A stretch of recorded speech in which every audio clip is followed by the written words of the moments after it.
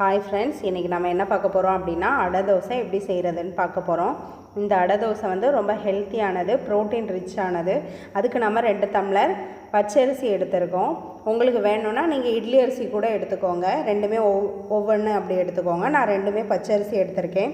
அதில் அரை டம்ளர் வந்து கடலைப்பருப்பு, நான் டம்ளருக்கு தான் மெஷர் பண்ணுறேன். ஸோ அரை டம்ளர் கடலைப்பருப்பு, அரை டம்ளர் வந்து துவரம்பருப்பு, அடுத்து 1/4 டம்ளர் பாசிப்பயிறு, அரை டம்ளர் உளுந்து, இதெல்லாமே எடுத்திருக்கேன். நெக்ஸ்ட் என்ன அப்படின்னா கொண்டக்கடலை. பொதுவாக யாரும் போட மாட்டாங்க, இப்படி போட்டு பாருங்கள், இன்னுமே ஹெல்த்தியாக இருக்கும். வெள்ளை கொண்டக்கடலை, கருப்பு கொண்டக்கடலை ரெண்டுமே நம்ம போட்டிருக்கோம். ரெண்டுமே போடுங்க, இன்னுமே டேஸ்ட்டாக இருக்கும். ரெண்டையுமே 3 தடவை வாஷ் பண்ணி அலசி வச்சுருக்கோம். அது கூட ஒரு 10 வரமிளகா போல் காஞ்ச மிளகா வந்து போட்டிருக்கோம். வத்தல் போட்டு இது பண்ணுறோம். இப்போ நம்ம வந்து 3 மணி நேரம் ஊறிடுச்சு. இப்போ நம்ம அரைக்க போகிறோம். இஞ்சி, ஒரு துண்டு இஞ்சி, அடுத்து அந்த ஊற வச்ச மிளகாவை வந்து அது கூட கொஞ்சம் சீரகம், ஒரு ஸ்பூன் சீரகம் போட்டு நல்லா அரைச்சாச்சு. அப்புறம் நம்ம ஊற வச்ச எல்லா திங்ஸையுமே இப்போ வந்து நம்ம ஒவ்வொன்றா அப்படியே அரைச்சிருந்தோம். நீங்கள் வேணும்னா அரைக்கும்போது கூட உப்பு போட்டுக்கோங்க தேவையானது. அடுத்து ஒவ்வொன்றுமே எல்லாத்தையுமே நல்லா அரைச்சாச்சு. இப்போ என்ன பண்ணுறோம் அப்படின்னா ஒரு கடாயில் எண்ணெய் ஊற்றி வெங்காயம், சின்ன வெங்காயம் போடுங்க, இன்னுமே டேஸ்ட்டாக இருக்கும். நான் வந்து பெரிய வெங்காயம் போட்டிருக்கேன்.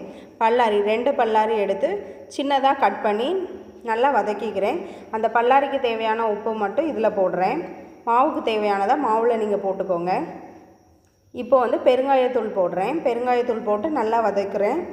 நெக்ஸ்ட்டு வந்து மஞ்சள் தூள், மிளகாத்தூள் 1 ஸ்பூன் 1.5 ஸ்பூன் போடுங்க, போதும்.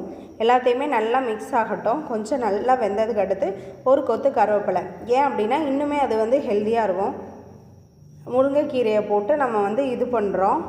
கொஞ்சம் கருவேப்பிலை எல்லாமே போட்டு நல்லா மிக்ஸ் பண்ணுங்கள். முருங்கைக்கீரை வந்து நல்லா ஹெல்த்தியானது. கொஞ்சம் நல்லா வதங்கட்டும். அது வந்து நல்லா சின்னதாகிடும். நம்ம நிறைய போட்டாலுமே கூட வதங்கினதுக்கு அடுத்து அது வந்து சின்னதாகிடும்.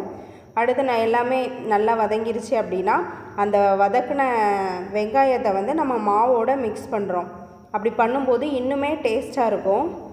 உங்களுக்கு இன்னுமே நல்லா கலர்ஃபுல்லாக வேணும்னா இன்னும் கொஞ்சம் கூட மஞ்சள் தூள் போட்டுக்கோங்க.